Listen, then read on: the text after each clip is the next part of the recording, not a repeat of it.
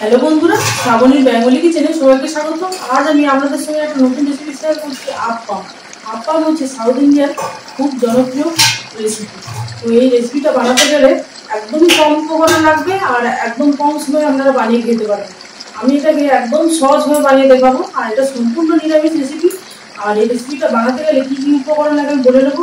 তো ভিডিওটা স্কিপ না করে প্লিজ ভিডিওটা প্রথম থেকে আপনারা শেষ পর্যন্ত দেখতে পাবেন।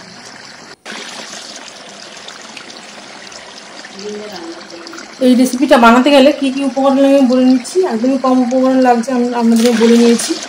আর সুজি আমি 200 গ্রাম নিয়েছি।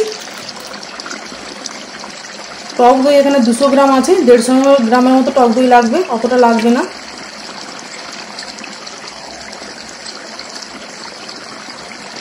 চিনি নিয়েছি 50 গ্রাম। চিনির পরিমাণ আমি কম করে দেবো, যে যেরকমই মিষ্টি খান সেই স্বাদ অনুযায়ী আপনারা দেবেন। আর লবণ নিয়েছি।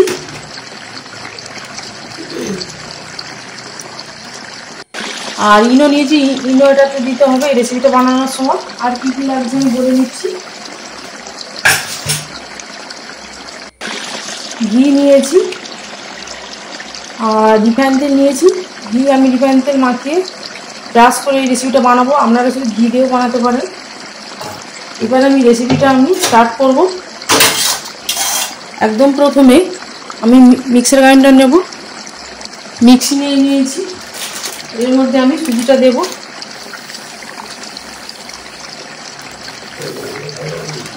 সুজিটা আমি নিয়ে নিয়েছি।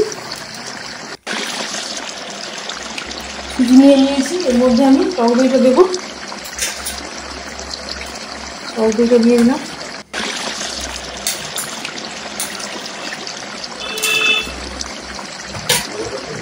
চিনি এবার অল্প পরিমাণ দেব।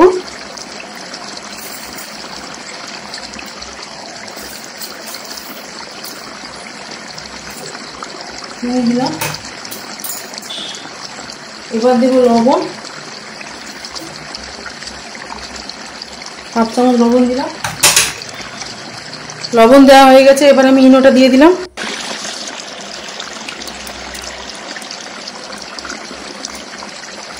আপনারা এতে জলও দিতে পারেন, আমি জল না দিয়ে এটাকে পেস্ট করব। পেস্ট করে নেওয়ার পর দেখাচ্ছি। সুজিটা যেহেতু মোটা দানার আছে, একদম ভালো করে মিহি করে একসঙ্গে পেস্ট করে নেব। এটাতে একটু জল লাগবে, অল্প পরিমাণ জল দেবো, পরে লাগলে আবার দেবো। দেখুন বন্ধুরা, একদম পেস্ট হয়ে গেছে। এবার আমি ঢেলে দিচ্ছি। আমি ঢেলে দিলাম, সবগুলো ঢেলে নিয়েছি। এবার মিক্সিটা আমি ধুয়ে একটু অল্প পরিমাণ জল লাগবে, একদম কাটো কাটো হয়ে গেছে। একটু পাতলা করবে, বেশি পাতলা করবেন না। এরপর আমি চামচ দিয়ে এটা ভালো করে জল দিয়ে মিশিয়ে নিচ্ছি।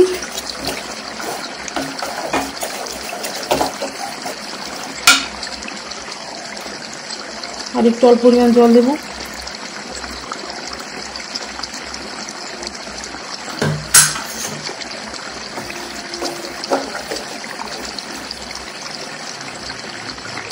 এরপর আমি সাদা তেল নিয়ে নিয়েছি, এর সঙ্গে আমি 1 চামচ ঘি দিয়ে দিলাম। ঘি দিয়ে ভালো করে মিক্স করে নেব।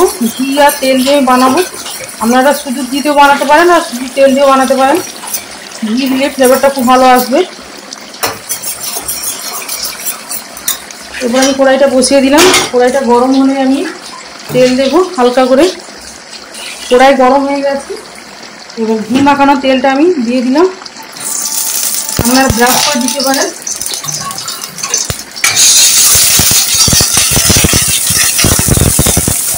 ননস্টিকের কড়াই খুব ভালো ওঠে, আপনারা তাওয়াতেও করতে পারেন। এরপর আমি এই চামচের 1 চামচ নিলাম। আর গ্যাসের ফ্লেমটাকে একদম আমি লোতে রাখবো, আস্তে আস্তে করে হবে। এবার আমি ছেড়ে দিলাম।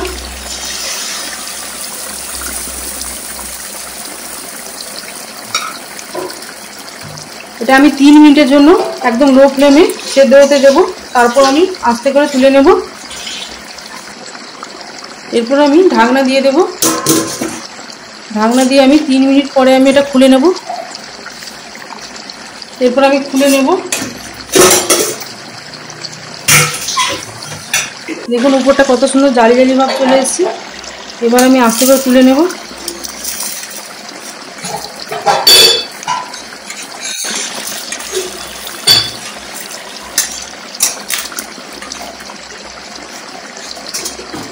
হয়ে গেছে, এবার আমি রেখে দিলাম। পেছনটা দেখুন একদম ব্রাউন কালার হয়েছে। আবার আমি 1 চামচ ছেড়ে দিলাম।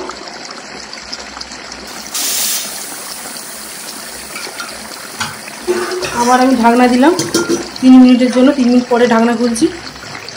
ঢাকনা খুলে দিয়েছি 3 মিনিট পরে। এবার আমি উল্টে দিলাম। দেখুন পিছনটা কত সুন্দর ব্রাউন কালার হয়ে গেছে। 2 মিনিটের মধ্যে এটা হয়ে যাবে। কড়াইয়ে আমি তেল দিয়ে দিলাম।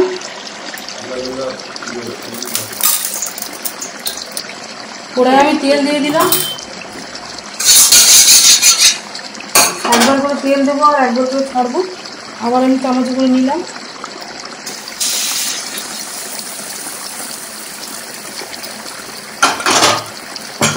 3 মিনিটের জন্য আমি ঢাকনা দিয়ে দিলাম। একদম লো ফ্লেমে আমরা করবেন। 3 মিনিট পরে আমি ফিরে আসছি। 3 মিনিট পরে আমি ঢাকনাটা খুলে দিলাম। এরপর আমি হালকা করে আবার উল্টে দিলাম। পেছনটা দেখুন ব্রাউন কালার চলে এসেছে। এটাকে আমি 2 মিনিটের জন্য রাখবো, তারপর আমি তুলে নেব। 2 মিনিট হয়ে গেছে, এবার আমি তুলে নিচ্ছি। এইভাবে আমি একই প্রসেসে সবগুলো ভেজে নেব। ভেজে নেওয়ার পর দেখাচ্ছি। এই ব্যাটারটা গোলার সময় আপনারা মোটা করে গুলবেন, একদম পাতলা করবেন না, তাহলে জালি জালি ভাব আসবে না। আর মোটা হলে দেখতে ভালো লাগবে। আর আমি যেভাবে করছি আপনারা সেভাবে করবেন। 2 পিঠ দেখুন বন্ধুরা একদম ভাজা হয়ে গেছে। এবার আমি তুলে নিচ্ছি। গ্যাসটা বন্ধ করে দিলাম। দেখুন বন্ধুরা কত সফট হয়েছে, আর দেখতে কত সুন্দর গোল হয়েছে। আর একদম উপরটা কত সুন্দর জালি জালি ভাব চলে এসেছে। আমি যেভাবে বানালাম আপনারা সেভাবে বানাবেন, দেখবেন খুব ভালো লাগবে। আর যদি ভিডিওটা ভালো লেগে থাকে তাহলে বেশি বেশি করে লাইক করুন, শেয়ার করুন, কমেন্ট করুন। আর নতুন নতুন রেসিপি পাওয়ার জন্য সাবস্ক্রাইব করুন। Thanks for watching.